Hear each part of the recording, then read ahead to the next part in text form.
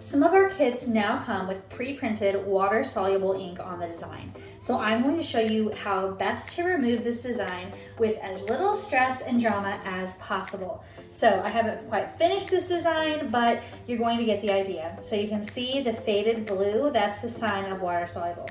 So I'm going to turn on the water. I'm going to use kind of a lukewarm water, and I'm just going to wait for it to warm up a little bit. The number one most important thing is to make sure to remove the ink completely.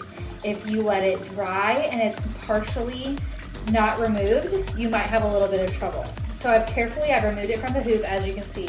And now I'm just going to gently rub it underneath the water. Just gently. I'm going to turn up the warmth just a little bit. And I'm just gently rubbing it with my fingers. This is kind of the way I like to do it. It just makes me a little nervous to put it in a washer. So to me, it's just worth being able to have a little bit more control. Because you'd hate for your whole design to get messed up after you've spent so much time on it, right? Okay, so as you can see, I've been kind of rubbing right here and it's starting to come off. So now I'm just going to soak the design. I know it's a little bit stressful, but you just have to trust the process.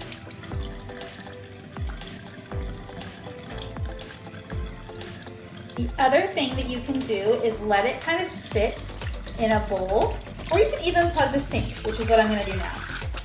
So, got it in there. I'll move it, I'll get it a little bit closer. Hopefully the water sound is not too much for this video. So I've got it, now I've got it submerged. Again, the water is warm, it's not hot, it's not cold, it's just a nice warm water. So now I'm just kind of rubbing it to get it to come off. Gently. You don't want to rub where the stitches are if you can help it. Now if you do it on the lettering, you just need to try to be a little bit careful. So I'm gonna let this soak for a few minutes in here, and then I'm gonna come back in about 5 minutes and see where we are.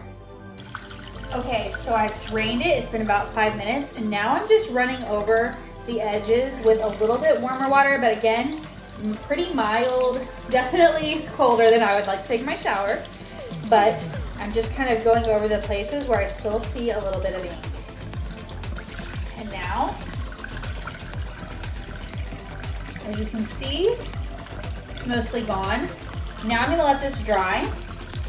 I'm just gonna lay it in here flat because I wanna be able to put it back in the hoop. And you have to let it dry completely before you put it back in the hoop.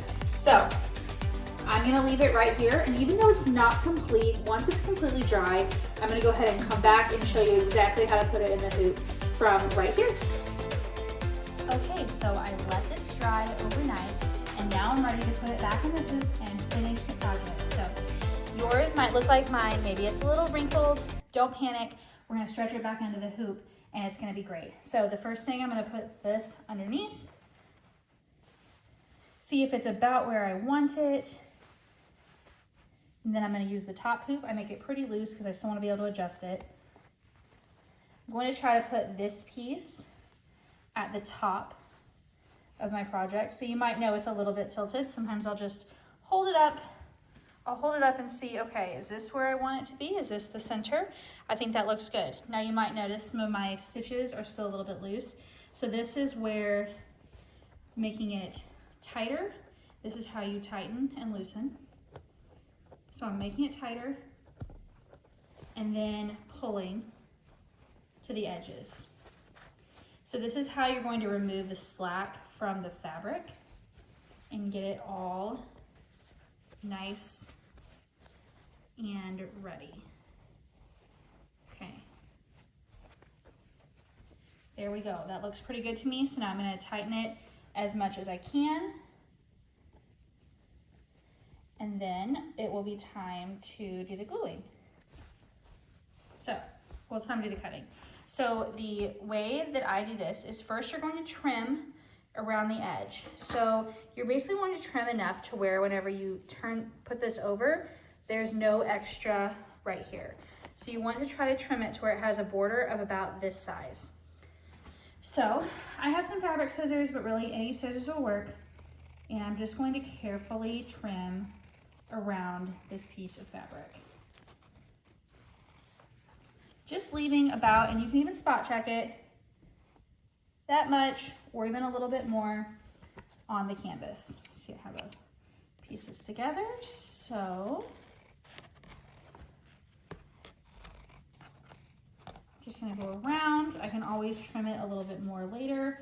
It's better if you're nervous to have it be a little bit too long and trim it off than a little bit too short and then you can't. Okay, this looks pretty good. So now I'm moving to the final part of my project, which is the hot glue gun. My number one tip for using the hot glue gun is to use a finger guard because I've just burned myself way too many times. So I'm going to use I've got my handy dandy thumb guard on. I've already had my hot glue gun on.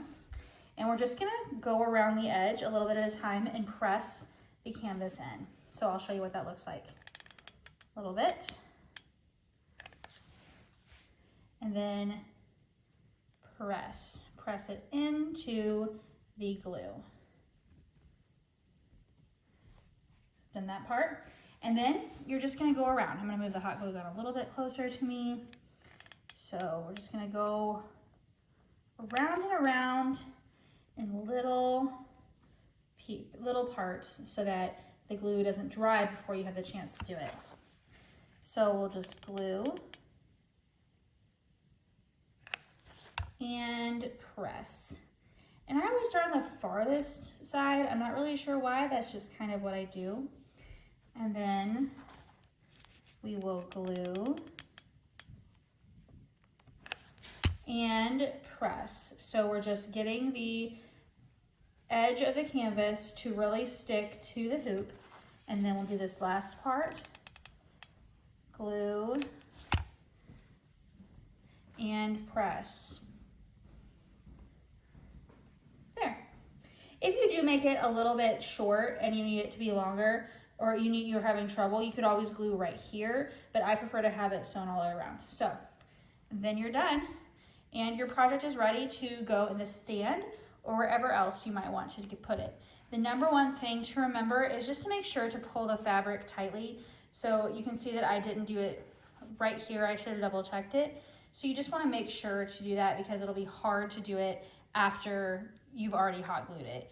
So this is how you do it, and then it's ready for however you would like it to go.